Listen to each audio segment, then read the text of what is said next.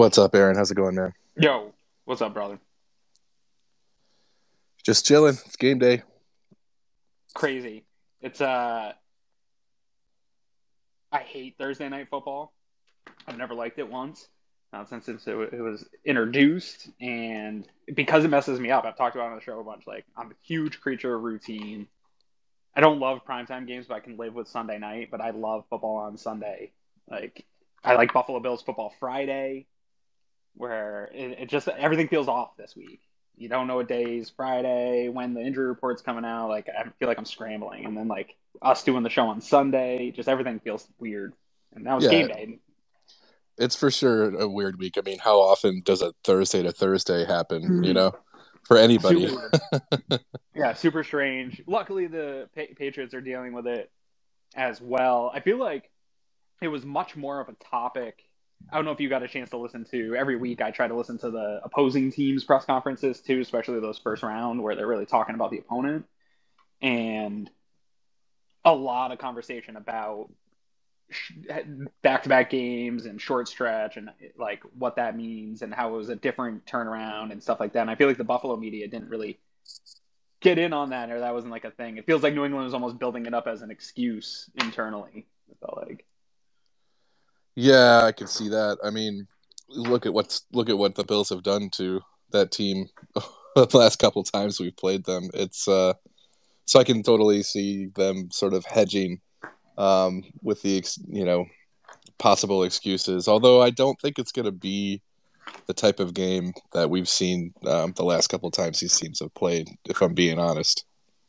Well, that's a great point too, dude, because I do feel like one, those last two times that these teams played, I think set a super unfair precedent for what to expect from the Bills week in and week out, right? Like, we've seen perfect football as fans, and for years on the show, I would always say, Greg, like, we're pushing for this perfect football game. You're never going to have perfect football, and then the Bills did it, and so now that people have seen that, like, anything that doesn't meet that standard feels like people are mad or frustrated or disappointed. That's super not fair, and to expect that to continue to happen against a good defense in Belichick, I don't know. Maybe Josh has their number, but at some point I think Belichick's gonna get him back to being contained a little bit. Yeah, those last two Patriots games, I should say, like you said, they're in that stretch of games towards the end of last season that really set this expectation. I mean, Right. you were wearing the shirt on the post game show. I mean, we played Yeah. last time we played them. There was a perfect offensive game. It was, aside from a blocked extra point, like Mm-hmm. that game was everything you could ask for. I mean, it looked more like a Madden game than it did an NFL football game. But like that game too, if we're being honest in hindsight, if we look back at it, there's probably like two or three plays that kind of changed the direction of how that game spiraled out of control. Oh yeah, like any other game, right? Yeah, right. You got that Dawson Knox. That's a throwaway. Like, we highlight that play, and it's crazy that that play ended up being a touchdown, a fantastic play from Knox. But Josh Allen admittedly was trying to put the ball out of bounds, right? Like, that's a lucky play that the Patriots used to get throughout their dynasty that ended up going our way. But even the Micah Hyde interception, that is a fantastic play. That is not luck. But dude, that's like 2 inches away from being a huge explosive touchdown for them and tying the game up, right? Like, and it's a different football game with that type of momentum swing, plays like that. Yeah, definitely. I mean, that's I feel like any game. That's the game of football, man. Yeah, it's like I don't remember how it came up recently, but I was talking about Any Given Sunday, that Al Yeah. Pacino movie from a while back, and email, yeah, Yep. it's a locker room speech where it's a game of inches. It's been replayed, I don't know how many thousands of times, but it is true that a few inches here or there Yeah. can really decide the game. And I mean, it's tough to play the what if game, right? Like, what if that's an incomplete pass Sure. to Dawson Knox? I mean, I can't even remember. Was that It's always second down. was it It was second second down. down? Yeah. So I mean, they get another shot, and then at worst, I guess at worst they're turning it over, but you can Right. Yeah. safely Settle for give them a three. field goal Sure. there, right? Yeah. But yeah, I mean, like, Right. You start going down the into the alternate realities of what a football game might Yeah. have been. Then you can Just get, as fans, like, and I get caught up in it too because I am a fan. I'll never hide my fandom, but when you sometimes it's good to take that hat off and try to look at the team maybe the way other people are or the way national media is, and see that, like, okay, that game could have gone a different way. It's fun. We can celebrate the blowout. I bought the shirt. Like, I'm going to rub that in people's faces, but also know that the NFL is a game with super slim margins. And even in blowouts, it's really probably 5-6 plays that let a game get out of hand. And then you have more plays that contribute to the, big shift in scoring. But even the Bills getting blown out by the Indianapolis Colts last year, I remember being on the post-game show talking about, man, that Isaiah McKenzie fumble on the kick return really allowed that game to get out of hand. Like, the period, there was like 4 or 5 plays in that stretch that allowed that game to totally spiral out of control. And in the end, you have a blowout, but it could have been a really close game. And most games in the NFL are. And that's why I try, early in the season here, we also had not perfect play, but continued Buffalo Bills blowouts that led us to think that this was going to be boat racing all season long. And I think we've come back to the reality of the NFL here over the last whatever weeks, where most games in the NFL are one-score games. Yep, and we've had a really, really bad rash of injuries this season, which we haven't had in the past couple of It looks years. a lot better this week outside of it's top heavy this week, right? Yeah, the injury report this week looks a lot better in terms of, the numbers of guys we're going to have available for sure. But yeah, a couple big ones who are staying home, unfortunately. Von Miller and Deion Dawkins. But so we'll definitely miss those guys. But Tremaine Edmunds is back. But just to wrap up the point of the that you were making about the expectations of boat racing teams constantly, it's like, yeah, the injury bug hit us this year, and also guess what? There other NFL teams have professional athletes who get paid, who are there to win football games, and it's like it's totally unrealistic to expect that sort of like Madden level domination week in and week out for an entire season. Well, especially we see league wide, man, the circle of parity closed like 3 weeks ago in the NFL, and you see it every single week. Like, some team drops a game to a team that everyone on Twitter and everyone in the world thinks that they should not be able to win. It's really a matchup league. It is more cliches. Like, football is cliches. It is a week to week league. It is matchup dependent. You could have on paper what looks like a team that should go in and boat race a team, but then the matchups individually or how the play callers see things. We heard Josh Allen on Kyle Brandt's Basement today talking about, everybody's frustrated with Dorsey in the offense, but Josh is giving him credit in that, they saw a look on Wednesday when they were flying into that game, and that ended up being the play that they called on the last play of the Lions game. Like, that kind of stuff is the difference in a lot of football games, the creativity of an offensive coordinator, whatever it is.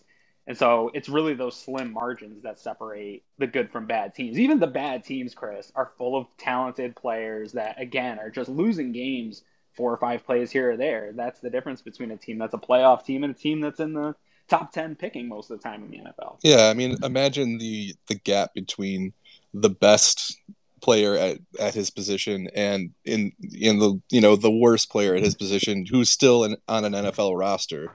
Right. It's not nearly as wide of a gap as we like to think it is. So those, like you said, those on paper matchups need to be taken with a bit of a grain of salt, because these are, like, any team is capable of coming in and playing above their PFF grades or whatever your metric, right. whatever. Yeah, or their power ranking or their total yardage, whatever it is, or even DVOA. We've had a bunch of matchups this year where DVOA is one-sided. I believe in DVOA. I'm not, here to knock it or say anything against it, but really, you kind of throw all that stuff out the window once the game's in place. All those statistics, all those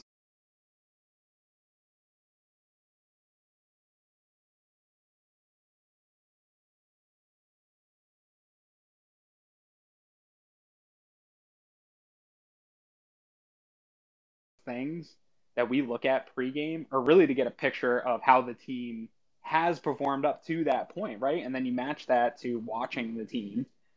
And sometimes when you watch a team, it doesn't always line up with what you're seeing in the data. And then you see, oh, like, man, they could get that run game going a little bit, but there was a thing or two here or there. Like, they just got to clean that up. The same way we look at the Bills. That's a big thing when we're looking at opponents, is we should be kind of looking at them with the same eye and the same judgment we use against our own team, where when things aren't going well, it's not because they suck at it. It's because they haven't gotten everything going yet, or they had a few plays that looked like they were going to break, but somebody didn't do their job, right? Like, they're getting better and cleaning those things up. And we should view other teams in that same way. Absolutely. How are you feeling? Go ahead. Well, I was going to say, there's a pretty hot topic today. Greg Cosell, I'm sure you saw, on the Russ Tucker podcast, I think it was talking about the Bills offense. And people are pretty upset, it looks like, on Twitter. I know Twitter's not totally real life, but that's kind of where I interact mostly with Bills Mafia. And I didn't think anything he said it didn't have like some truth to it. I think that you could go now on a spectrum and kind of debate the nuance of what he said, but nothing was offensive. Nothing made me mad. Like, he didn't say the Bills suck, right? He just said, essentially, this is a Josh Allen, Stephon Diggs centric offense that isn't really that special outside of that. But Josh and Diggs are very special, right? And that the offense leans into that. I think that's okay to admit, right? Yeah, I think so. I think that, Bills fans tend to take this stuff kind of personally because of that connection to the team. And because they haven't won a Super Bowl yet. I really feel like, whenever they finally break through and get that trophy, it's going to, I'm hoping at least, there's going to be a collective calming down, at least to a certain degree, whereas like where people will be able to hear these criticisms that, even if they're not valid criticisms, but in this case that is a valid one, and just not lose their minds over it, right?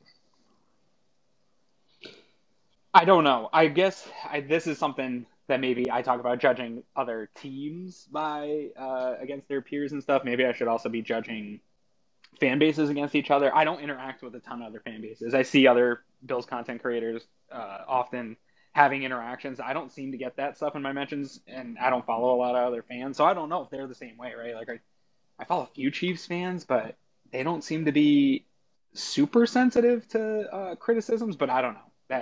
That world could be. My brother is a Bears podcaster, and I will say, it sounds to me from the conversations I have with him, Bears Twitter is probably just as manic and up and down as Bill's Twitter. So maybe it's all fan bases are this way. Yeah, maybe. Fan is short for fanatic, so it's true. We're all guilty of it to some degree, right? Yeah, I mean, it is important to at least try to keep perspective. I mean, it's a lot of fun to follow a football team and to watch these games, but at the end of the day, like, it's also what Greg said is kind of a compliment, right? Yeah, like Josh, basically saying Josh Allen and Stephon Diggs are like the best at what they do in the world, and that this offense leans into that. He didn't say the offense stinks or they're like not good enough to win the Super Bowl. He's on One Bills Live every Friday talking about how good of a team this is, and talking about the depth of the team and how good of a job Sean McDermott and Brandon Beane have done. He was just pointing out a true flaw. This team leans into that production. Yeah, he's not wrong. I mean, I do think, the Bills have other playmakers who can contribute in a meaningful way, and certainly some guys who are young and up and coming. Right. But the point is that every team has guys like that, right? Yep. It's really hard to find an NFL roster that is just devoid of playmakers entirely. Right. Yep. So, when you've got a couple guys who are head and shoulders above the other players at their position around the league, you should lean into that, right? And everything else you get is kind of supporting cast. Yeah, I think it's totally fine to have average to adequate players at most of your positions. This is a conversation that maybe we can have later here, but it took a lot of time to put together a sort of a baseline right now snapshot of cornerback play in the league, because we've talked a lot about Dane Jackson. We talked a lot about the cornerback, who's going to be cornerback 2, right, in the league, and what the expectations are. And I'm not here to say Dane Jackson's been good. I'm not here to pound the table for a Gabriel Davis right now at this point in the season. But I do think it's important to, if we're going to be critical of players and really like say over the top statements about players, that we should probably look at least what's kind of the average going on in the NFL right now. And are these guys close to the average, or are they performing well under the average, or where are they, right, in comparison to their peers? I think those conversations are important to have. And so, like to your point, Stephon Diggs is way above his peers in a lot of categories, right? EPA per target, like he's up there at the top. The other Bills receivers in volume statistics, because Diggs is getting so much of the target and Josh gets so much of the production, the other Bills playmakers don't have the volume necessarily yet, although Gabe Davis is on pace for a 1,000-yard season. Although I don't know if a 1,000-yard season is as strong as it used to be in today's modern NFL, but you still have the efficiency still there for most of these guys. And so it's at least on par with a lot of their peers throughout the league. Yeah, I mean, I think it is kind of meaningless, I guess, but there is that sort of psychological milestone of getting 1,000 yards and seeing like 4 digits in the stat line. And whether it's players or analysts, you hit that milestone and like you've definitely crossed a threshold. Like even if it doesn't mean as much, right? And like you said, in the modern NFL with so much more emphasis on the passing game. Right. And yeah, and the way you're allowed to defend the pass game, right? Like there's a lot of things that go into it. I still think it's a big milestone, and that you want a Gabe Davis, your wide receiver too, to be hitting those thresholds, even though I think yardage is meaningless. You still want those guys to be on those thresholds of play here. So I'm trying to look up, I did cornerback averages for the league, and then I did wide receiver averages, and I posted it earlier. The wide receiver one's a little sloppy and messy, and if there's any data dudes in here, maybe somebody could help me in trying to figure out a better baseline. So for wide receivers, I did it based on PFF. I went to PFF and I did it based on pass snaps for wide receivers because I was trying to get a sample size that wasn't based on targets necessarily. I wanted to do it how much are people in the game, because I didn't want, if it's target based, it's going to be primarily number one receivers, and that's not fair to Gabe Davis to compare him to a number one wide receiver, especially in volume statistics. So I did it based on pass snaps. I don't know if that makes sense. Would you have done it differently, Chris? To be completely honest with you, I can get into the weeds on stats sometimes, but other times I'm like, it's not that I don't care. It's just that it's like, it'll be a specific thing, and then it's like, oh yeah, I'm going to drill down on that specific thing. But start. Otherwise, it's like I don't often go out and like seek that data as much. So I'm not sure if I'd have a better answer than the one that you came up with. Is what my long-winded way of getting there. Yeah, well, and I don't know that this, like, again, I think the volume statistics, it's hard to get a really good average for what to expect, right? Because Stephon Diggs' world is a lot different than Isaiah McKenzie's world is ever going to be in terms of volume, right? So that's not fair to compare the top 32 wide receivers with Isaiah McKenzie because he's never going to be there, right? But I do think that you can get a good barometer in terms of those snap counts, and then using data like EPA or EPA per target or their positive play rate. So that positive play rate would be how do they perform on plays where they're targeted. And that's my concern right now for the Bills offense. It's not that I see that Gabe Davis can get to 1,000 yards. I see that he has 5 touchdowns. That's above average. The average for the wide receiver right now is 4 touchdowns. So he's performing above average there. He's performing above average on average depth of target. He's at average at yards per reception. That volume model looks okay to me. The completion percentage is way down. It's at 55.9%, and the league average is 68%. So that's down a little bit for him. But what's really concerning to me is the EPA numbers. And so the average EPA for a wide receiver with this amount of snaps in the NFL is EPA of 26. And Gabe Davis's is 14.24. So that's his average. And then his EPA per target is 0.10 below the average. So the average is 0.35 per target. His is 0.25. Not the end of the world. I think that he can get up to average by the end of the season, but that would be where my concern is the efficiency. But I don't even, again, Chris, I don't think this is necessarily a Gabe Davis problem. I think this is a Ken Dorsey problem. Yeah, I mean, I think it's tough too when you're talking about numbers like that, and 0.25 to 0.35. It doesn't sound like a lot, right? Because it's like zero point 0.1, but you got to Right. think of the relative proportion, right? Correct. It's like It's slim 40 margins here with EPA. 40%. Yeah. Yeah, Yeah. so it is actually a significant difference.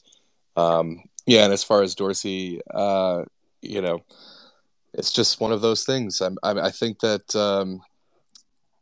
it's just going to be a trust the process sort of situation Hmm. where it's like he's halfway through, a little over halfway through his first season as a Yeah. play caller.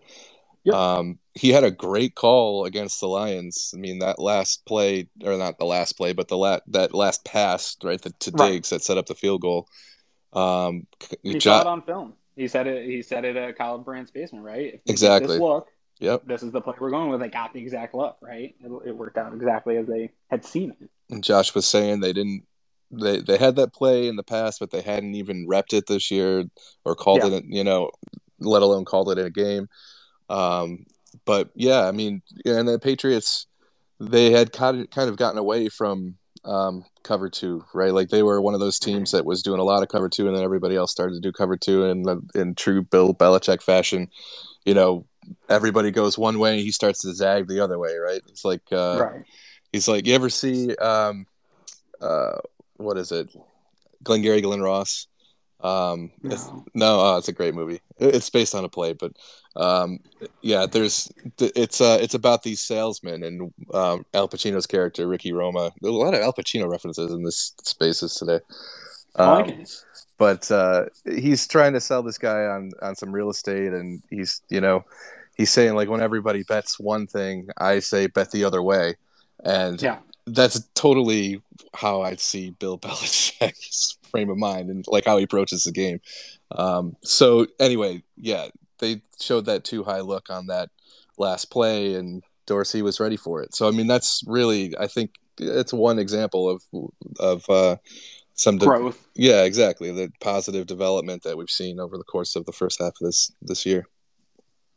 Yeah, I think in sort of bringing it back to the Gabe Davis and what to expect and that type of production. I do think also his average depth of target right now is 16.3. That's way ahead. The average depth in the NFL is 11. I think you're also going to see decreased efficiency once you start going further down the field, right? Like you're going to have a more efficient pass game, close, short, getting the ball out quick. Your pass games by nature are going to become less effective, less efficient the deeper downfield you go. We know statistically in the NFL, we had this conversation a couple years ago when everyone was all upset Josh Allen couldn't complete 20 plus air yard passes, right? That was a thing.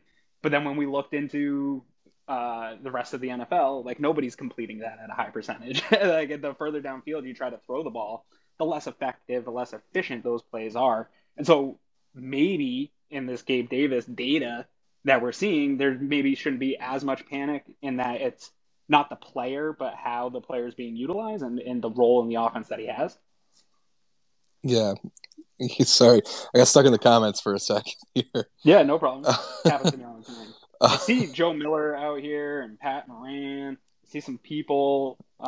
If the Walls could talk in Buffalo are out here. If anyone wants to hop in, Yeah, feel free to request to speak. We got Mexico Marty. I know he's always got a good bet line. he And was saying it a little while ago when we were talking about the expectations. He posted a Seinfeld gif and basically said everything after the perfect game is like going from first class back to coach, it which really is.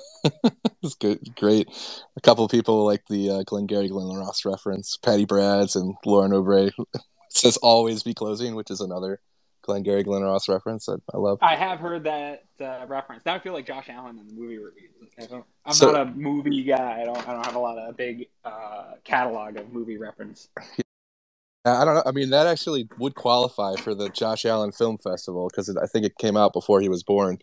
But Yeah. or actually, maybe it's right around that time. Maybe it's when he was a toddler or something. But so Alec Baldwin has one scene in that movie, and it was written for him specifically and for the movie. It wasn't in the original play, and it's just this iconic scene where he's like dressing down all these salesmen, and it's been parodied in pop culture so many times. So like if you saw this scene, you'd be like, oh yeah, I've seen that, you know, in like The Simpsons, Family Guy, like it's been everywhere. And that's where Always Be Closing comes from. Gotcha.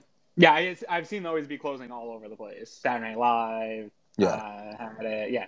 There's all kinds of references. And I was in sales and marketing, so everybody obviously also. I'm gonna find that clip and I'll at least send you that. So I'm not gonna watch the movie. I don't have time for movies. Pat Moran knows, dude. Pat, I'm on Pat's podcast. I'm supposed to be doing that. Usually every Thursday we record for his Friday podcast. Big shout out to Pat. If you're not a listener of his show, you should be. Tons of great guests. I think Pat is 100%, in my opinion, the best conversationalist in Bills content creation. Like, he can just have a conversation about any topic with anybody. Super cool dude. Anyway, love Pat. Enough blowing him here. No, that's cool though. He's always recommending me. Yeah, he's always recommending me movies to watch because he loves doing power rankings, stuff like that. But dude, I just don't find time for movies. I'm a show guy, right? I can get like a 30, 40-minute show in and then go to bed. Yeah, it's funny. My wife is the same way, and like we'll put on a movie, and without fail, she'll be asleep within like 45 minutes to an hour. But if we're watching like half-hour episodes of a show, she's down to I can watch like 3. Yeah, she could binge like 3, 4, 5 episodes. I'm like, wait a sec. It's a mental thing. Yeah, it totally is. Yeah, no, it is totally a mental thing. It's being able to like compare. So like, I don't know about you guys. You have small kids. Our kids aren't like actually in bed by the time we're fighting them. It's like 9 something. And our bedtime ish. So we try to be at least during the week, like around 10:30. So there's not a lot of time in between some nights of bedtime and watching stuff. And then movies, I do feel like are a little bit more of a commitment to the storyline, because a show you can kind of catch up, right? If you have like multiple seasons, you can miss some stuff here and there, and then you kind of catch back up into the storyline. I'm always also working whenever it's time to like sit down and watch, so it's hard to invest and get like deep into a movie and also be like on my laptop working. I feel like shows are easier to consume, at least not like unless it's like a very deep show, right? Yeah, you're right. I mean, most movies. I mean, there are some lighter comedies and stuff that you can get away with kind of backgrounding, but lots of movies really require that visual attention, right? Because so much of the storytelling is done with the cinematography and in addition to the dialogue.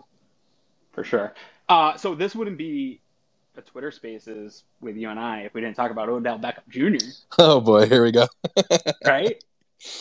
Right? By the way, I'm definitely referring to. I don't like the phrase "doing Twitter Spaces." I'm just going to call it "spacing out" from now on. Spacing out. I like it. But yeah, let's get into it. OBJ coming to Buffalo tomorrow, right? Hold on, we got a request here. I'm gonna add her in. Yeah, I mean he's gonna be here tomorrow, so we have to talk about it, right? Yeah. Let's invite. We have to talk about it tomorrow and then never again. No, I'm just kidding. Also, yeah. I popped in for the perfect conversation. Let's go. Bring it on. Let's go. I love this topic. What are your thoughts? Is Odell Beckham Jr. going to be a Buffalo Bill like Von Miller has been? I do. How many of you watched the Twitch, him talking for 2 hours about it yesterday? Chris and I we were watching that. Messages. Yeah. I mean, I see every sides of the coin. I see every part of the scenario. Do I think so? Absolutely. Do I think it'll be a definite pissing war with Dallas? Because he will pay the money. Dallas will pay the money. And Dallas is good. Vaughn was talking about it. Like they're a good team. They are right. And for Jones, he doesn't walk away. He does not like to lose. Do I think that he will be a Buffalo Bill? Absolutely. Come on. All of a sudden, we just yesterday restructure Trey. Yeah, and don't get me wrong, $2.5 million is not a lot of money. But we only had 344,000 before yesterday, which that trade restructure was also to fit Hines in, right? Yes. Retroactively. But if we don't think that Bean cannot do it, cannot pull it off, then you're underestimating him. Oh yeah, he can absolutely Absolutely. And I question if it's about money. I'm going to be honest with you. After listening to Vaughn be very real yesterday. Very real. Very real. I mean, and like too real almost. Well, you know with what? some of the Vaughn topics he was made it talking about. perfect. He was a perfect example yesterday of an elite athlete. That man is not cocky. He is not a top. That is an elite athlete speaking yesterday, in my opinion. One that wet his bed until high school age, which was good though. I told my kid wet his bed again last night, my 4-year-old, and I was like, "Hey, Von Miller did it for a long time too." He said that he wet his bed until like 7th grade or so, and then he's like, "Oh well, then it's really more like 9th or 10th grade, and a few times in college." He still does. Like, let's be real. Yeah. Like as it went on. Miller, right? But just so there's nothing wrong with it.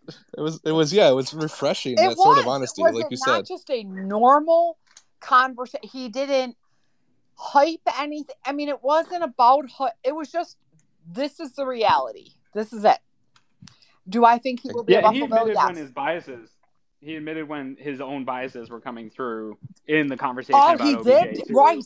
Him saying how he was hurt. How he got hurt when he wasn't picked immediately. He admitted it. He said it was, and again Vaughn admitted that he wanted to go to Dallas. Yes, right? Being from Texas, he said there was a draw for me to go there, so I get that draw. Yeah, and that he was sad that they didn't want him, and I could see that. This to me, that was an elite athlete conversation. That wasn't a Tom Brady ego conversation. That was just being real. And do I think a friendship is going to bring Odell here? No, I really don't. But do I think that he wants to come here? Vaughn listed every reason why he should. I don't know. I feel like I would join Greg anywhere. Yeah. Well, and I think that Vaughn was also trying to sort of relay his own experience with coming to Buffalo and falling in love with the team and the culture and the organization. So I think that he talked about nightclubs, and that's not here. He said it. You want to go somewhere for nightlife, go somewhere else. Miami, if you want to come somewhere for football, New York City, the Giants, big cities. That's not us. And there's no toxic players on this team. There just isn't. So if you think you can come here and you're going to be, everybody's like, we don't want him. He's a diva. He's this, he's that. But is he really? Is it a persona of being a competitor on the field? And maybe that's not really him. How do we know that? Until he's here in a Bills uniform standing next to Josh Allen. Aaron and I have heard Juju Smith-Schuster is a diva, and I don't think anyone in Kansas City is mad right now. Like, correct, absolutely. If you're winning, nobody cares about any of that stuff, whether he's a diva or not. I'm a diva, hey, you should be. Damn it. We talked about this before, Aaron and I, in this space. We've talked about how wide receivers sort of unfairly get that diva label, and like when quarterbacks and coaches, nobody calls him a diva. Yeah, right. When quarterbacks and coaches like get emotional and start yelling on the sidelines and stuff. And I mean, look at how many weeks they talked about Dorsey. Come on, that's passion. That's why. What? Stop. Yeah. And when I like how it shut down as soon as Josh said, "I don't want to play for a coach that doesn't have that passion." Right. And then all of a sudden, everybody went quiet on the Dorsey thing. Yeah. Well, maybe it was just I was trying to ignore it more. But I liked the whole idea of, pulling Diggs into the slot and maybe Odell on the opposite. I mean, it winds up opening up a lot more options. And the bottom line is when you go hunting, do you say, you know what, I'm going to take that butter knife. I'm going to take the smallest butter knife with you. We are in the hunt. Take as many big weapons as you can get. For sure. I agree. Hey, real quick. we appreciate you coming on. We got Joe has Yep, been bring it waiting up. here. So I want to make sure Joe gets in here before we close out. To hear everybody's thoughts. Oh, I appreciate you coming on. It was great. Thank you. But stay in too if you have any thoughts. I'm not going anywhere. I'm listening. All right, Joe, my man, what's happening, dude?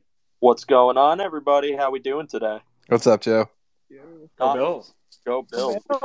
Happy game day. I'm live from the office right now, so if I cut off abruptly, it's because someone's knocking on the door and I gotta. So just wanted to chime in about the OBJ talk. First off, I've been beating the drum that I think he's absolutely a need, not just a want at this point. I think we've really struggled. Well, mostly struggled over the middle of the field, especially with teams' athletic linebackers. I think the Jets game was a big example of that. And I think you need someone who's going to be able to just get himself open with good route running ability. I don't know so much about him being an outside guy after the knee injury. I don't know what his speed looks like now. But I actually think on that topic, tonight's going to be a really interesting tell on how badly we need him at this point, because I've had the suspicion that this team's going to get John Brown a lot of first team. Like, he's going to be active. He's going to be in a lot of the rotation. And he's going to be on the outside. Diggs is going to be on the slot. And I also think that if that is the case and it works, it raises the question of how badly are the Bills going to fight for Odell Beckham Jr. Because if you have just proven that you have someone in John Brown who's a known vertical speed guy, who goes on the outside, still has that speed, even at 32 years old, which, I mean, he's 32, not 56. I think it's still there. Now you pose this interesting conundrum of now Brown can take the vertical option. Diggs is in the middle. Diggs is going to mutilate your linebacker's ability to cover, get open. Josh Allen's safety valve is his number one guy. And then these teams are going to have to start respecting that. And now you got two guys up top in Davis and Brown who are capable of getting themselves open just with their speed and, ideally threat. But I also think with tonight, you're facing New England, who's a good team. You never bet against Belichick. Hello, Joe, you still there, man? Oh, He's can you? here. Okay. Looks like my connection got lost. Yeah, we lost you for a sec. Where He said never bet against Belichick. Yeah, okay, cool. You can't bet against again, Chris and I brought this up at the top of the show that I think Bills fans are thinking that maybe this will go easier than I'm thinking it will. I think this defense is better than the Patriots defense is better than they were a year ago when they met in those blowout games. I do think that this offense is finally starting to turn back towards a more efficient run game that they were doing last year and getting away from some of the crazy stuff they were trying to install with the Shanahan stuff. I think this game could be more of a grind out game. But to the John Brown point, man, I hope you're right. When I kind of missed the day he signed, I was doing family stuff.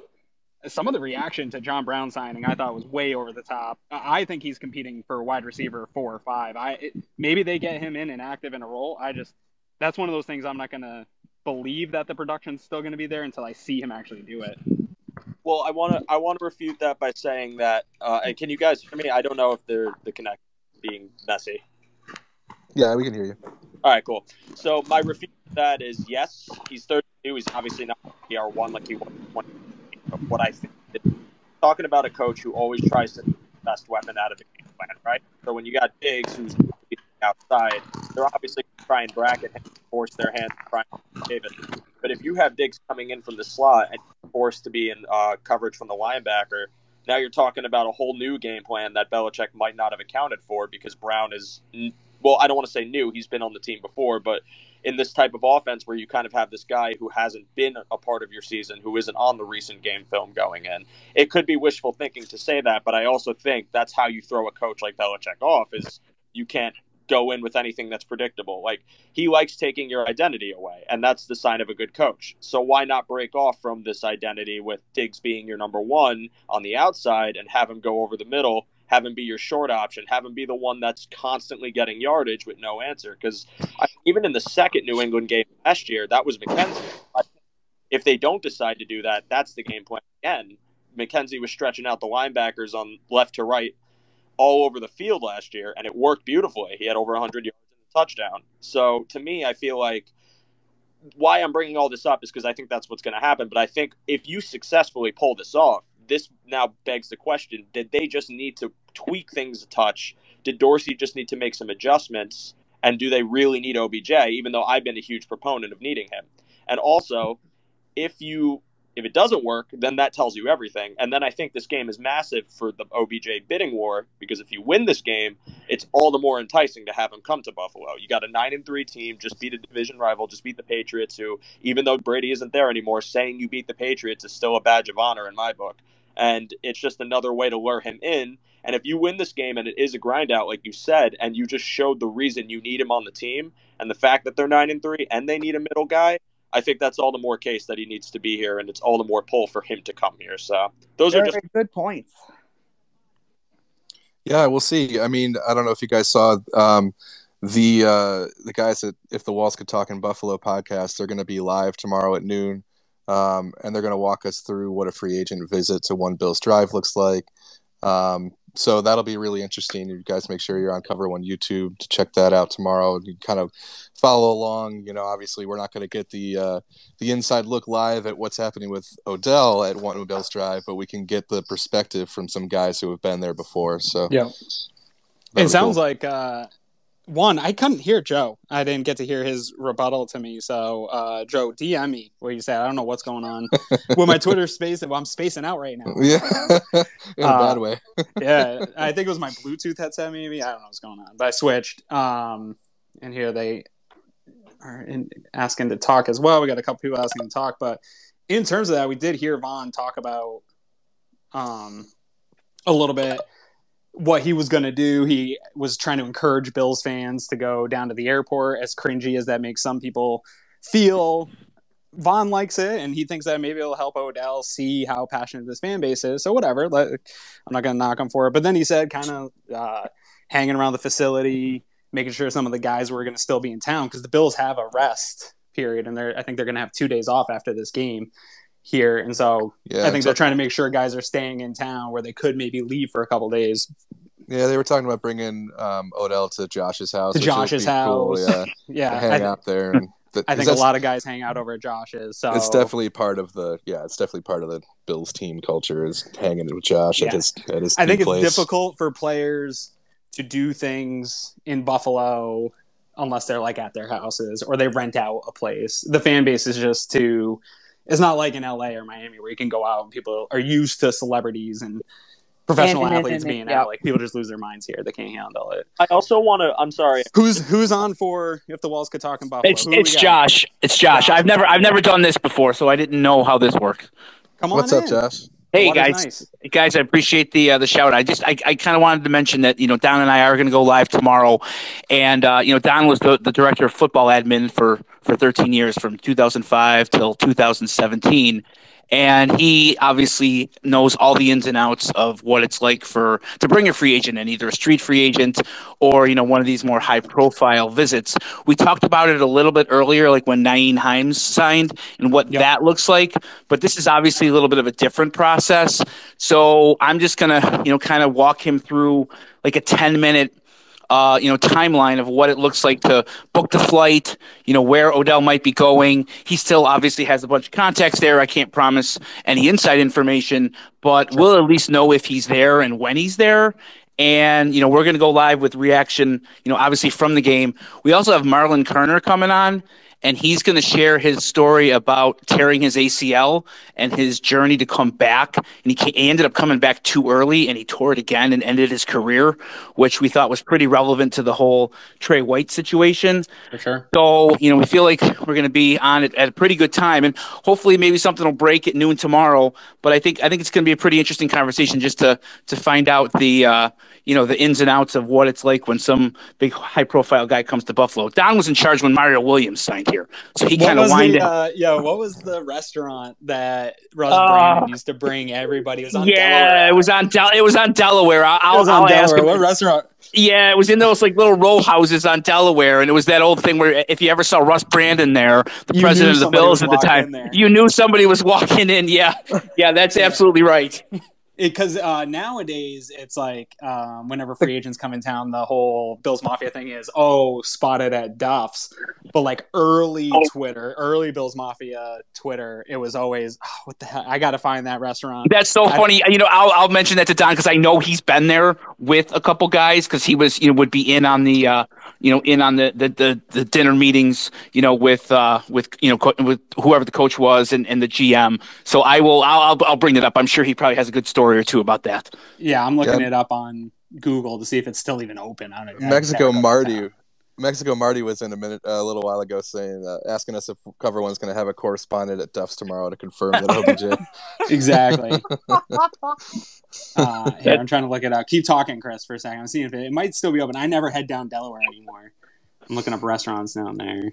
Yeah, that's cool that Don was around for the Mario Williams signing. I mean, that was probably the biggest free agent signing of the drought period, right? I mean, you could say.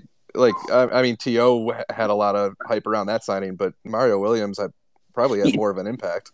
T.O. was almost more like a gimmick signing, and that was almost, from what he's told me, that was almost driven more by the marketing department than it was like a football decision, whereas Mario Williams was probably the most sought-after free agent, at the time. I think they overpaid 20-25% from any other offer in the league to get him here. Ooh. But it was more of a credibility thing, right? You had to overpay to get a guy of his caliber with the way the last 10 years had gone here. Yeah, it's funny how different it is. It's funny how different it is now that you got the receiver coming in and he's choosing between basically here and Dallas. Like, I mean, if you would have told me that like 7-8 years ago, that'd have been unbelievable. Yeah, wow, that's incredible. It's like. It's kind of, I don't know if it's super relevant, but I work in the publishing industry, and there was a big story when after the Obama administration was over and Michelle and Barack were shopping their books around. This one publisher paid like 50% more than everybody else was offering because of the prestige, right, of having those people on your list.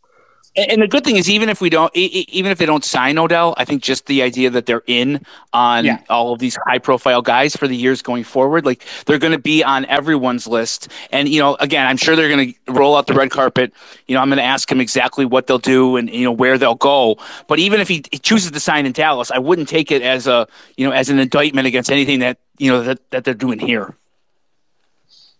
Yeah, I agree. And that's the thing, like we said earlier, Vaughn talked about he wanted to go to Dallas, right? Like it's Texas is still, we make fun of the whole concept of America's team, but Texas is still like football capital of the world right there with Florida, right? Like they take high school football very seriously, college football super serious, and the Cowboys are sort of like the star on top of the tree, for lack of a better term. With the literal star on top of the tree of like what most of America has grown up thinking of, like the prestige of football. They're kind of the Yankees, right? Like, and people want to wear that uniform and play for that type of prestige. I get that. That's okay. Bills fans have a tough time giving anyone else the credit they deserve. The Dallas Cowboys one is hard because they beat us, right, in the Super Bowl. Let's just be happy that we're in the sweepstakes, because when I was there in the late 90s and 2000s, it was, even after the Super Bowl run, it was about half the guys didn't want to be here. They're if they're from the South or they're from the West, they didn't want to be here. They all thought that we were an hour from New York City, and they'd be disappointed to find out we were 6.5 hour drive from the city. And even though the facilities were top notch and everything else, and even though we were winning at the time, people didn't want to be here. So about half the guys didn't want to be here. So the fact that he is even considering it and flying in here is says a lot. Yeah, that's a great point. So I'm trying to investigate. I know where the restaurant is in Buffalo. I know what building it is. It's currently Taqueritos Ranchos. So it's a Mexican joint now. And it was Snooty Fox, but none of those are the right name. No, that's not the right answer. You're in the exact right spot. But it's the exact spot. But so it must have changed ownership a bunch of times here. So I'm gonna have to go do that when I'm not doing spaces and have time to remember. But if anyone remembers, now it's on my brain and I can't. Or a cliffhanger for our show tomorrow at noon. I will ask Don, and he will absolutely know. Don to know. He'll have the answer. Thanks, guys. I appreciate it. Appreciate letting me hop on. Thanks for coming on, Josh. Of course. How's it going, everybody? Yeah, look forward to tomorrow. Yeah, and for sure, people that haven't had a chance to listen to their podcast, there is a ton of good stories out there. And the nice thing about it is it's sort of evergreen content, which is good to get away from sometimes. being on Twitter and being too in the moment and the chasing everything, and to listen to some of the stories that they have. The Luke Russer one was fantastic. I've been enjoying every single episode and just kind of getting lost. It's more of a traditional podcast experience than a lot of what we at Cover One offer, right, Chris? Like, most of our stuff is very sort of this kind of conversation back and forth, not telling stories of how the inner workings really work in a football team.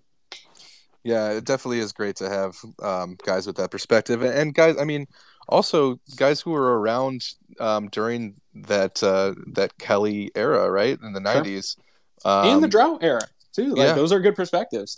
For sure. We just, not to interrupt, but we do a fun segment that I convinced him of. So he was director of football admin throughout the entire drought. He got let go, when Brandon Beane got hired. So 2005 through 2017, so and some we play of those a game games where they're giving tickets away. Absolutely. Yeah. We play a game. We play a game called the Wheel of Failed Bills Coaches, and I pick a random either position coach or coordinator or one of the head coaches, and he hates the name of it. But I always argue to him, "Hey, you were the director of football admin for 13 years, and you never made the playoffs. So failed coaches is not a it's not. Yeah. It's hard to argue. So I pick a coach every week. Yeah. And I pick one coach a week, and he has a story because he dealt with, everybody on the staff and was in charge of the entire football admin. So a lot of fun stories. I gave him Sean Kugler yesterday, which he wasn't real happy about. So Patty Brad said that the Mario Williams restaurant was Tempo. Tempo. There it is. My man. Patty. It was Tempo. It was. We got to get Tempo back. Lock up some of these free agents. Yeah, and Greg Rowland, actually, just to give some credit there, he came in 6 minutes ago and said that too. I didn't know what he was talking about. He just said Tempo. Just said Tempo. Awesome. Tempo. Yeah. Thank you, guys. It could not think of it. That is exactly the restaurant it is. That's good to know. I wonder where Brandon Beane's spot is. I don't think we'll ever know. It's not Duff's. It's definitely not Duff's. No, it's definitely not Duff's. I like Duff's, nothing against Duff's, but you're not bringing I love Duff's players to Duff's. I wonder what his spot is. I wonder if it's just Josh's house. If everybody just gets a catered meal, and it might be. You know what? They might have people. They might have food brought in to One Bills Drive. They do go to the Grange a lot too. Yeah, I can see. Oh, okay. Yeah, Grange is great. They close Grange. They What's give that? them the back room at the Grange. A lot. Man, I can't hear Joe at all. Damn. It's not Joe. That was Danielle talking. I can't hear Danielle or Joe. How's it going, guys? Hey, what's up, James? Hey, James. How's it What's going, up, man? What's up? I'm going to the game tonight, which should be fun. Yeah, are you? So I see you're Boston born and raised. Are you a Patriots fan? I am, but not really happy with what they're doing right now. Yeah. What's got you down on them at the moment? Matt Patricia calling the offense. I do think it's getting better. Yeah, I think it's coming back to what they had success with a year ago. I think changing the offense was a weird move. I was surprised Belichick allowed it to go in that direction, but. And Ramondre taking over that that featured running back role, I think, has been a huge development for them. What a huge threat. He's a really talented guy, for sure. Does he scare me? Not really, because the Bills. Well, listen, I mean, the Bills have already played Nick Chubb and Derrick Henry. I mean, we have stopped these guys. We played aside from one play, we shut down Dalvin Cook. Like, I mean, yes, Ramondre is great, and he can and probably will make some plays, but I don't get scared when I've seen what the Bills have done to these premier running backs already. I understand your point. I do trust in this run defense, but a good run team is always gonna scare me. Like, I have seen teams carve up this scheme through running the ball. Like, I don't think that's a huge issue. I'm not in nervous mafia about that. Like, if that's going to be the flaw of your defense, I'm cool with it.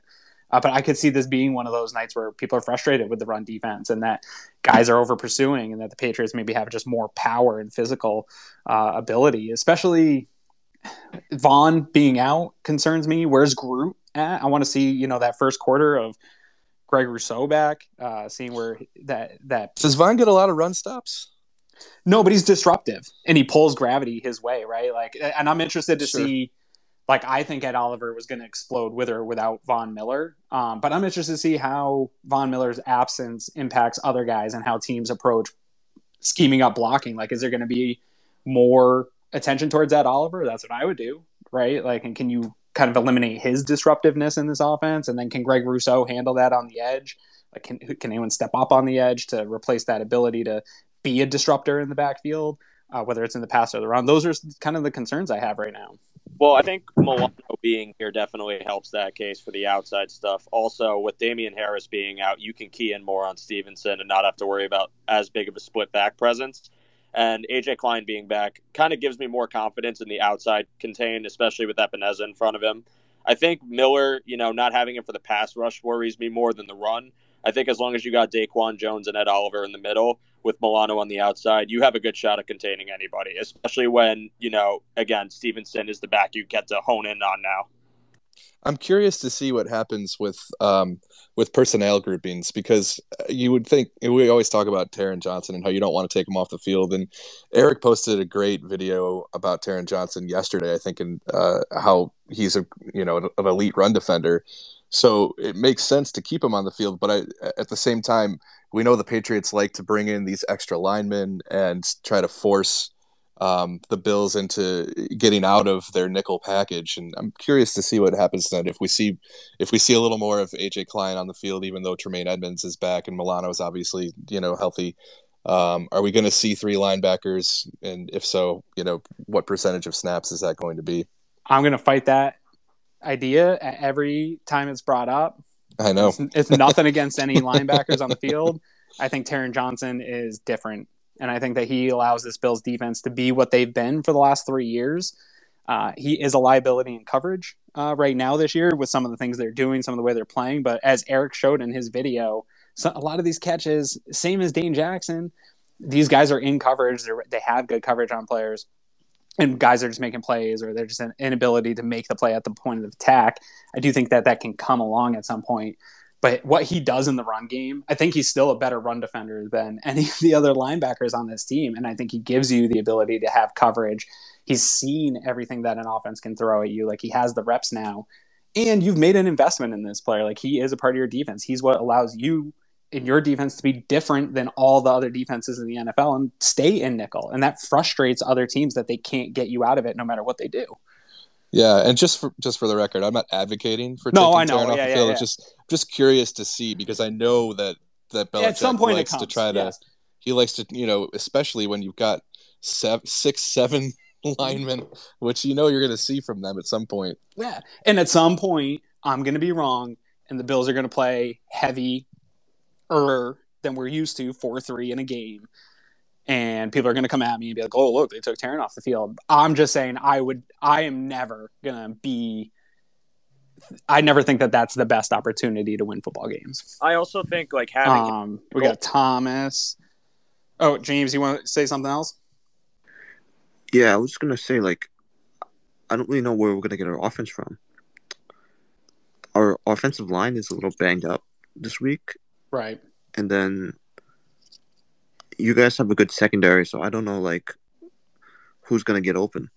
So I think you can get open against the secondary. I mean, they've struggled in man coverage, so if they're going to run some man coverage, I think you have guys that can win.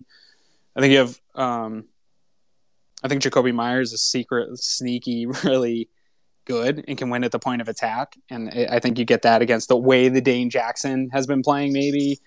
Or whatever type of rotation is happening at cornerback. That's something I'm keeping an eye on for the Bills, is what's going to go on at corner. But I would even attack Taron in the passing game. I would look at all the Bills corners that have struggled so far this season, and I'd go at them until they prove that they can get their hands on some balls. Aaron, I'm sorry, Chris, go on. Oh, it's okay. I was just going to reiterate that attacking that slot, that might be one way to go. And I think the screen game, that's what I'm like when I think about Ramondre Stevenson and where he concerns me, it's in the screen game, because we saw Nick Chubb get a couple of those against the Bills, and we know that they're a little more susceptible to that sort of attack. In the tight ends, like Jonnu Smith hasn't lived up to the contract, and Hunter Henry's been pretty productive, and he had some success against the Bills in the past here. I think that you could get them going in some of that short, quick game too. You want to get the ball out of Mac Jones' hands fast, I think, in this game for sure. Thomas is in here too. Thomas, you got any thoughts on that? How the Pats are going to generate some offense? Sorry. I have so much stuff on it. It's so cold out right now. I'm trying to bundle up, and I was trying to get my hands out of my pockets. Thank God this game is not in Orchard Park tonight, because it's like really windy in all directions and very cold. Yeah, I'm presently wearing a balaclava, which I actually mispronounced instead of baklava, which would have been even weirder. That being said, happy OBJ signing weekend, I guess. I'm not sure what to call this, but I'll tell you, I'm excited about this game tonight. I think the one thing I think I'm really looking forward to is, was this week the week that Nyheim Hines finally had enough practice time to really get himself involved in the offense? Because at this point, you have to question as to, was it just there wasn't enough time to really get him to where they wanted him, or was he just brought in as a punt returner? Which, if that's the case, that's a bold move from Brandon Beane. But I'm excited. I'm excited for Nyheim Hines. I'm excited to kind of hopefully to see Ken Dorsey maybe unleash a couple more wrinkles this week, because the one thing when it comes to Bill Belichick is, he'll find his way to eliminating whatever you do best. Whatever that he deems as that position, he'll erase it. And so that's something that I think the Bills really need to key in on, is potentially be a little bit more creative this time. And you saw that in the playoff game against them. You saw that in the matchup prior to that, is they had to be a little bit more creative with their schemes and kind of allowing Josh to kind of dictate the offense, which I think is another thing, is potentially getting Dorsey out of Josh's way and let Josh just be Josh. Yeah, I think that makes sense. As far as the Hines piece goes, like we've talked about it before, I understand, you bring a new guy in and you want to see him on the field. We've seen more of James Cook ramping up since Nyheim Hines got here, and I think it's just, I don't know. I like the idea of using Hines in the offense, but at the same time, Singletary and Cook have been good, and I'm enjoying seeing the sort of natural development of Cook and his role. Yeah. So I wouldn't want to diminish that just for the sake of getting Hines out there. So it's kind of like to me, it's more that the guys in front of Hines are playing well, and there's no reason to force it right now. And for me, the Hines move, while I am surprised they are not utilizing him more in the offense, they have tried to get him looks. It hasn't always worked. They have tried to get him touches and manufacture some of those looks, though. So it's not like they're also just keeping him rested and just kind of running him as a vet that's there in case of emergency. He's being worked in. But I do think that there's a bit of luxury to having a Nyheim Hines, in that your window to get talented players closes at the trade deadline. You felt iffy about this position room if people get hurt.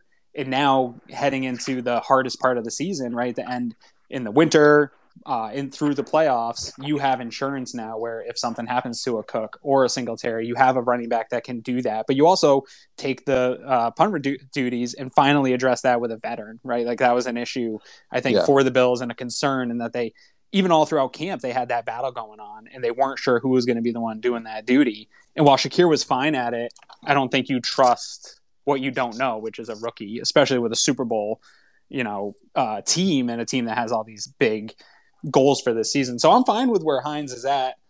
If they ramp him, they're already using cool him too. Yeah, they're already using him more in the offense than they typically use their return specialist in the offense. And they, if you look back at, I think it was the Browns game that James Cook had like 4 explosive runs. And on 3 of those runs, Hines and Cook were both on the field. And Hines was doing jet motion, and it was pulling, defenders. At some point, he's going to get that touch, right? Like, yeah, exactly. You put that look on, and at some point, it's going the other way. So, yeah, even if he's not touching the ball a ton, he is definitely involved. Yeah, I understand people wanting it to ramp up, but I think this similar to last year, this run game and getting the running backs involved is ramping up nicely for me. Like, I'm a very patient fan, Chris. I think you know that I'm willing to wait things out and let players come through their slumps and let things gel and figure it out. And we're getting about to the time where I start to lose patience here over the next month. But the things that I'm seeing trend on this team, the production at running backs trend has been really nice over the last 3 weeks, in my opinion, in terms of how they're using them, who's getting the ball, and how those touches are helping the offense. And at a perfect moment, right, when you want to take some of the pressure off of Josh because he's got the elbow injury that he's recovering from.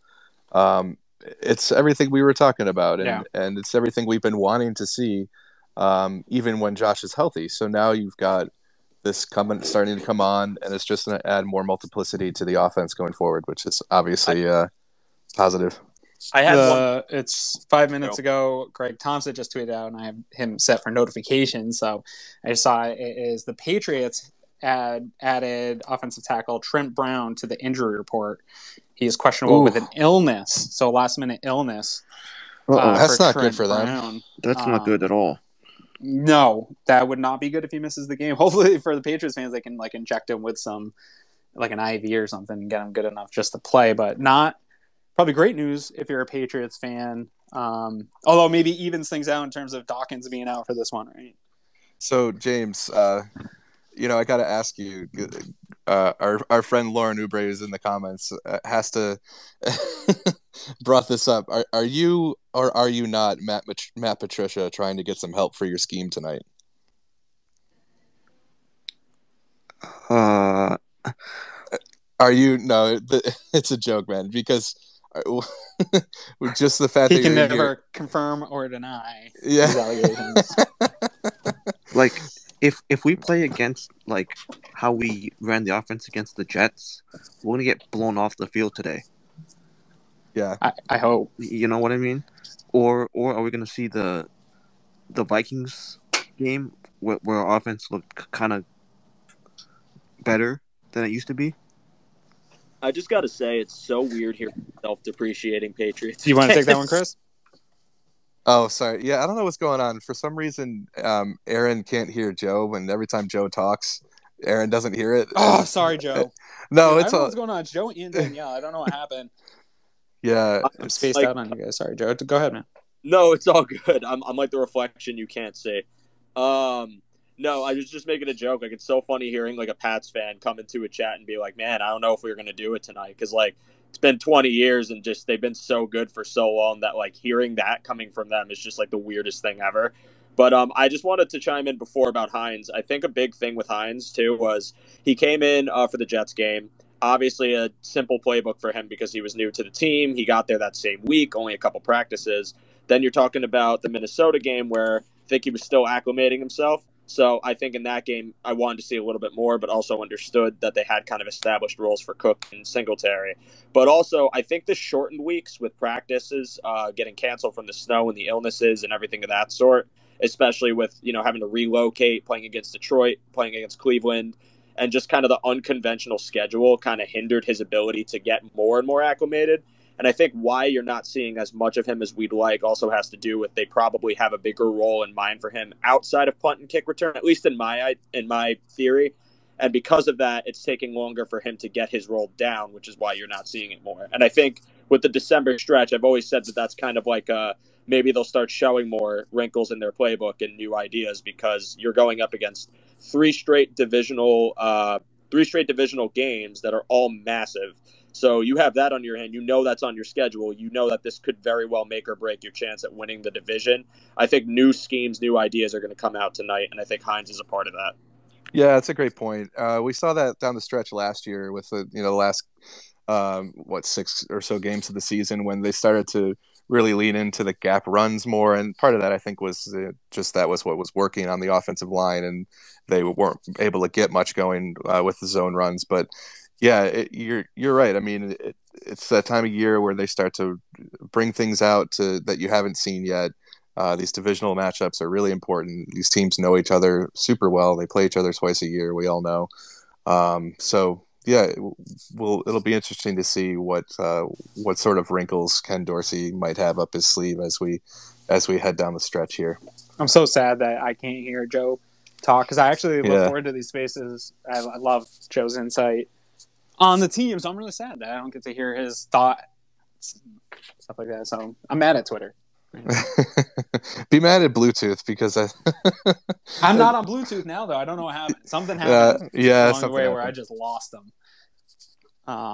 So I do got to get running here in a little bit. I got to go pick up my little guy from pre-K. Hoping he changed his attitude.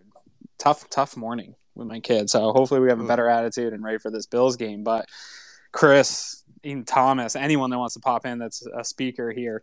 And there's a couple other requests here. We got DH trying to get in. Yeah, that's cool. We'll get him in. I'll tell you, Aaron, I got to say real quick in regards to Odell Beckham. Yeah. I know you said you feel like that ship has sailed. I got to feel like I talked with Kevin Masseri last night. We were just kind of going back and forth, and I have this weird feeling that, like, you know, I mean, the Bills, the Giants, and the Cowboys all have to have some type of framework in terms of a contract in place for Odell that the agent's okay with, because I mean they wouldn't have gotten to this point, and I just feel like the Bills at this point, it's not even just like a perfect marriage for Odell, like in terms of what he could get out of this offense, but the other part about it is Brandon Beane has never shied away from the opportunity or the idea behind anything like this, and it just seems like Jerry Jones has been so vocal about it. Where, like, you heard Brandon Beane say, yeah, I mean, Odell Beckham's really talented, and we'll take a look. But he's been just kind of like, I don't want to say eerily quiet, but he's just kind of like stayed under the radar in terms of this. The only vocal piece has been Von Miller. I don't know. Did I say that ship has sailed? You said that you thought that at this point Odell wasn't coming here. Nope. I don't think I've said that at all. I've been on Von Miller's side this whole time. I think maybe last week I said that Dallas is more of a concern.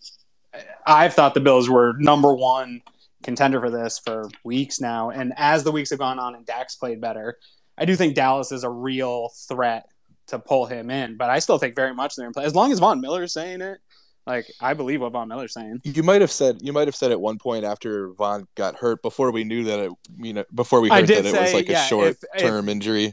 If Von was injured long-term, I think that's absolutely out. I think Von Miller is the tipping point, selling point of the Buffalo Bills for OBJ. So DH, I know, Aaron, you need to get going. So in a little bit, yeah. DH, you want to come in here for a minute real quick and get something in? Got his hand raised. Yep, I see him. Yeah, sorry about that, guys. How you doing? You good? Hey, what's up? Quick, I just wanted to ask, how do you guys feel about potentially doing some more Josh runs this game? I feel like we have been pretty successful, especially against the Patriots, with some design runs. So maybe we see that tonight, and just go Bills. I love it. So I don't know if any of you, I'm sure some of you watched Disguise coverage last night with Anthony Prohaska. He had a great guest on, Taylor Kyles, who's a Patriots analyst, and they broke down some film. And one of the things that Taylor had to say was, like, stopping Josh on the ground it's every team's nightmare. Like, no one seems to be able to do it on those designed quarterback power runs. The Bills haven't really been doing much of that so far this year. But maybe that's one of those wrinkles that they've been kind of waiting to pull out, that to Joe's DeRosa's point a little while ago. So great point. Yeah, especially in the red zone, I want to see more Josh design stuff. But I think this is the game to pull some of that out for sure. I think we know the elbow is he's at no more risk. He's been a full participant in practice.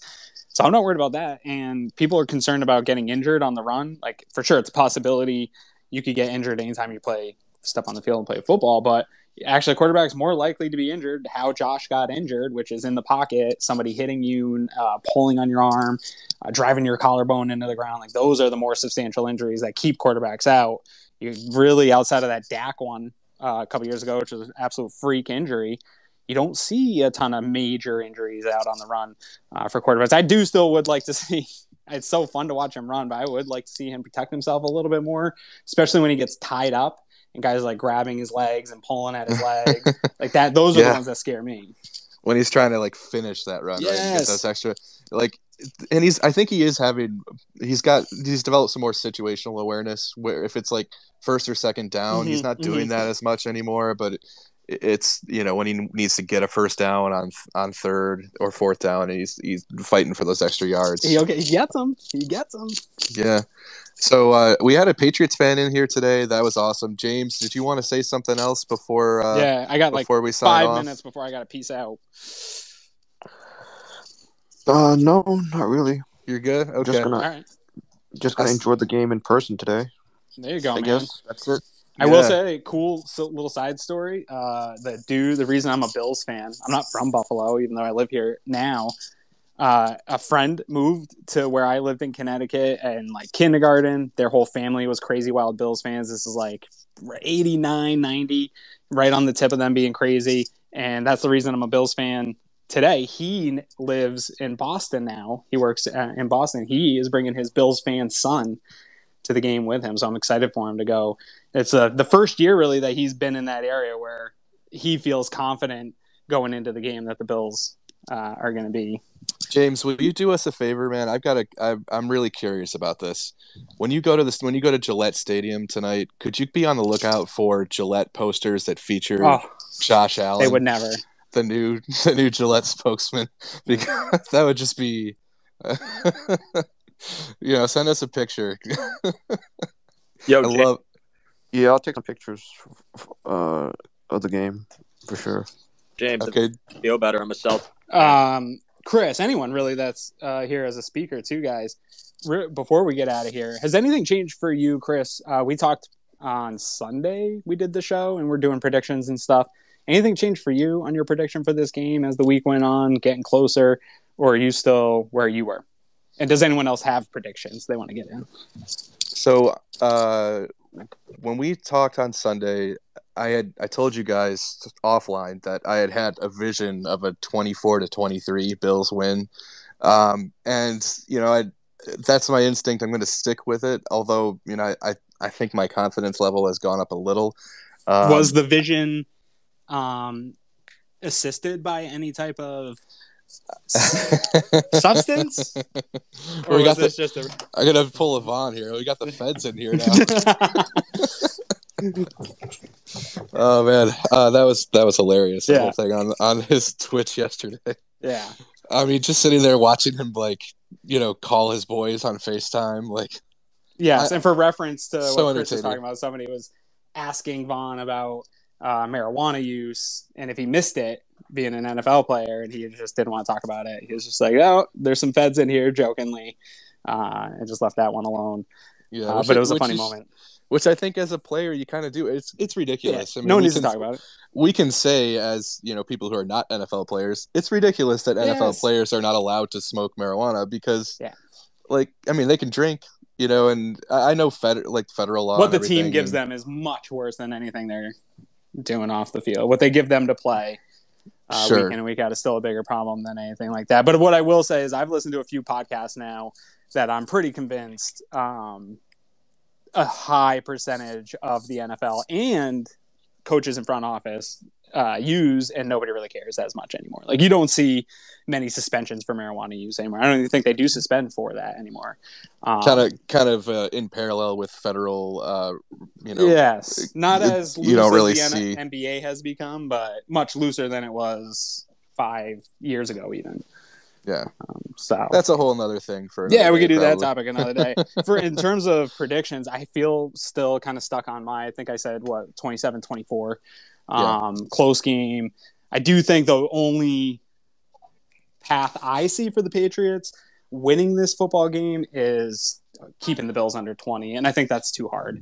Even with all the issues that we see with this offense and things that we would like to see them doing better and playing perfect football every week like they've done against the Patriots before, I still think that this is a potent offense that puts up points, and I don't know that the Patriots can hang with them with as good as the defense in Buffalo is.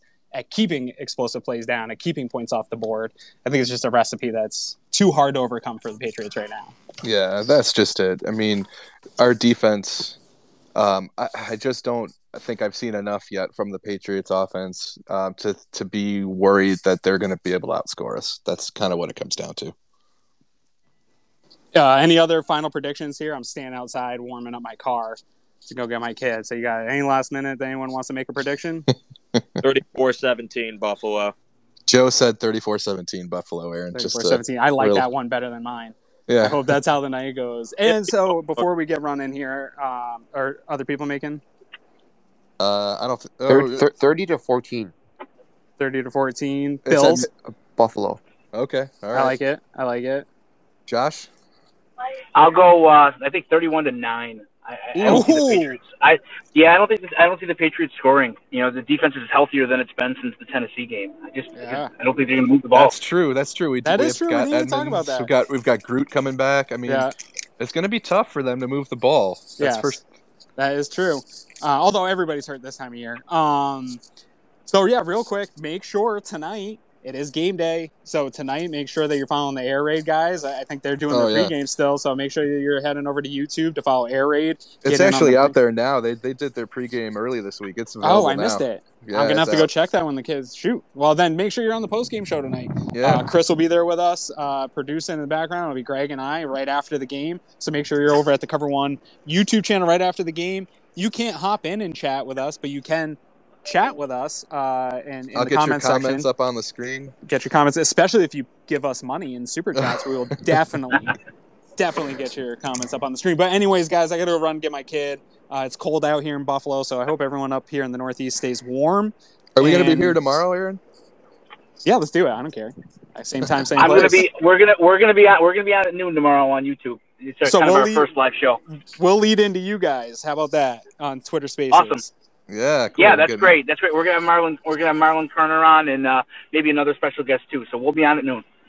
Love it. All right. Awesome. And thanks for everybody that joined in to speak. I hope you guys have a great day consuming Bills content all over the place, not just Cover One. Get in on it, get in that content, and freaking go Bills, guys. Yeah. Go Bills. All right. See you guys.